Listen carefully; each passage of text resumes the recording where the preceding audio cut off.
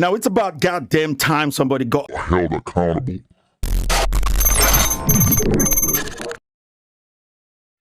What's up, everybody? Welcome to another video. Welcome to the channel. Now, when it comes to BLM, you guys, I've never been a big fan of BLM. Never, ever, ever. Not a fan of the movement. Neither am I a fan of the organization, because I've always suspected the organization to be very, very fraudulent, as many of these organizations are. It seems like they are running kind of a Ponzi scheme, in my own personal opinion, where people are just putting money in and expecting something back in return, but you get absolutely nothing. Because when it comes to Ponzi schemes, after you guys have been duped, the organization, they fade into nowhere. And it seems like that's what's happening with BLM, especially with the BLM leader, the co-founder of BLM, Patrice Kankulos, retiring from being an activist. Now, I've never seen anything like this before, where an activist would actually resign from being an activist. And, it made me wonder, could it possibly be that all the social justice things that they've been fighting for has suddenly been resolved? Has it been solved? Has police brutality on black people ended all of a sudden, and,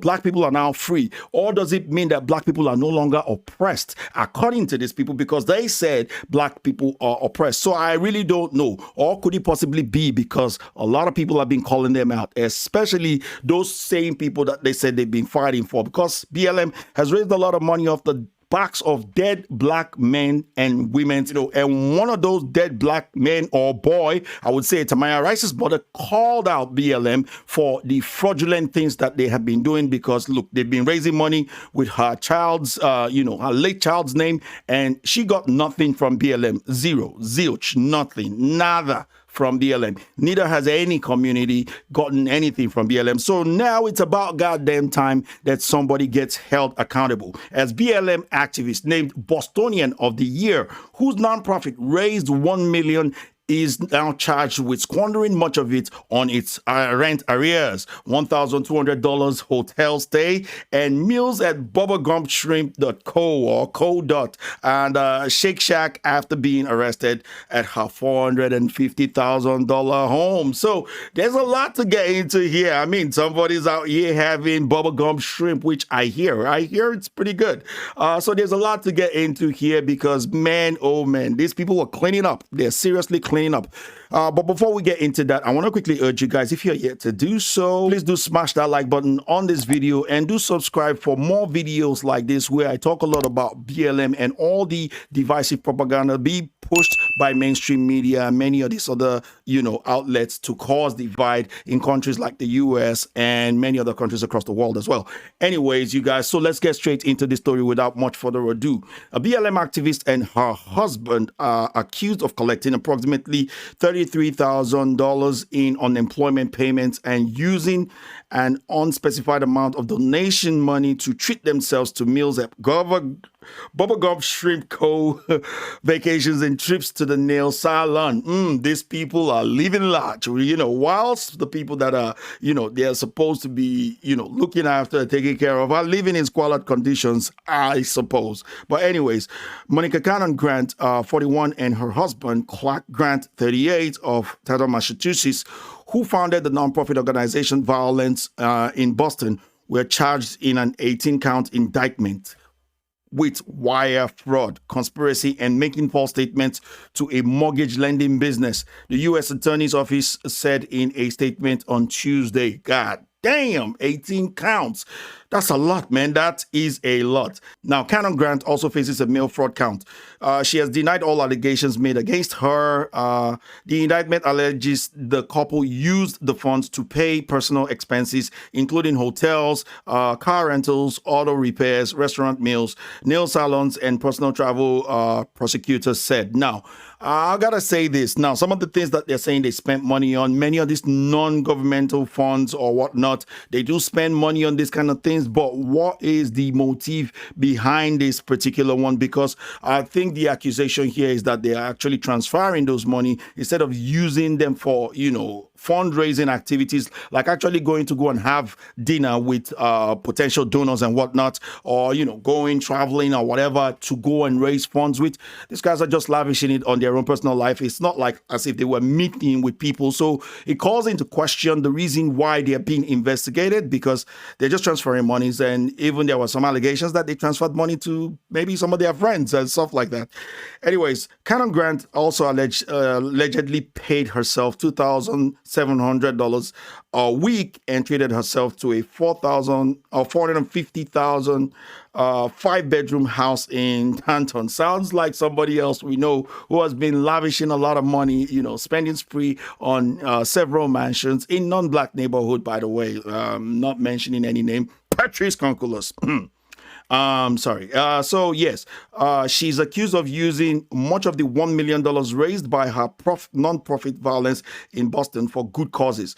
Her salary jumped from $25,000 in 2020 to $170,000 in 2021. Business must be good. Business must be good. I'm definitely in the wrong business, Canon Grant, once named a Boston of the Year by the prestigious Boston Globe newspaper, was arrested at her spacious home last week. She appeared in a federal count on Monday alongside her husband. Judge Judy Dean released Canon Grant on her own recognizance, stating that she could continue to work for violence in Boston, but that she must not be involved in its finances. Now, who's going to trust this Boston for Violence or Violence in Boston organization after this? I really do not know. So why would they even allow her to still continue doing this when she's under investigation for suspicions of fraud?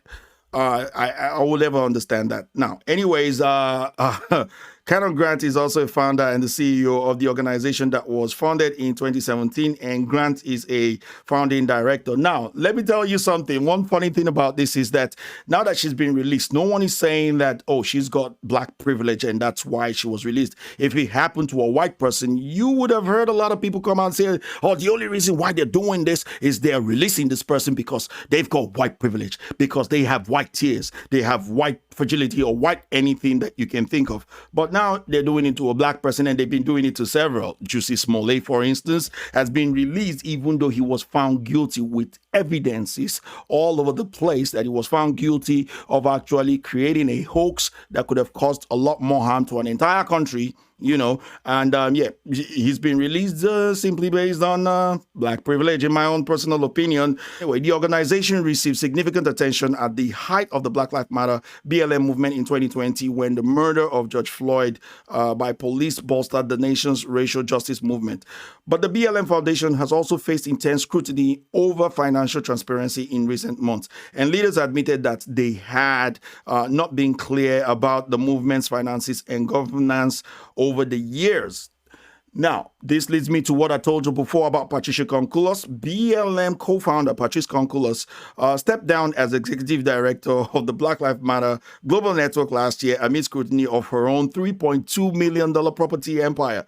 The foundation has since opened up about such matters. It says that its fiscal sponsor currently managing its money requires spending be approved by a collective action fund, which is a board made up of representatives from the BLM chapters. Now, no matter what you want to say about this, there's a strong element of truth. Now, there's a story that actually goes more into the spending of this person, but if I do go into this, this video might end up being longer than I thought it would be. Now, I will say this organization is an absolute fraudulent organization, and yes, allegedly they haven't still found real proof, but I am pretty sure they are going to be finding something, because many states have started to withdraw the registration of BLM. Some states, including Indiana, there's Maryland, New Jersey, New Mexico, North Carolina, and Virginia, have all revoked BLM's non-governmental funds charitable registration, while California and Washington are threatening to hold the nonprofit officers personally liable for its lack of financial transparency. So basically, this is going on across the U.S. Now, this really pains me because this organization has caused a lot of turmoil for a lot of people. They have led to some people's death. They have led to a whole lot of bad stuff. And I don't think they should get away with it. I hope sincerely hope that some people are actually held accountable for all the misdeeds that I believe that this particular group has done. But anyways, you guys, let me know what you think about this. Let me know what you think about BLM. Do you think that they're a noble organization and that, this is just an attack once again because it's a black organization and, they're just, trying to single them out or scapegoat them because it's a black organization? Or do you reckon, these people, they've been collecting all this money, but nobody has seen it, including some of the smaller BLM chapters like the New York chapter that has seen none of the funds that was raised by the global organization. And no other community, black community, has benefited, or there's nothing we can point to that the black community has benefited from this particular group.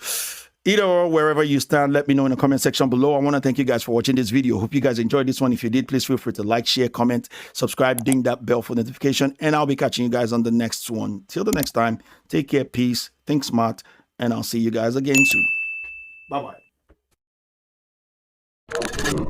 Bye-bye.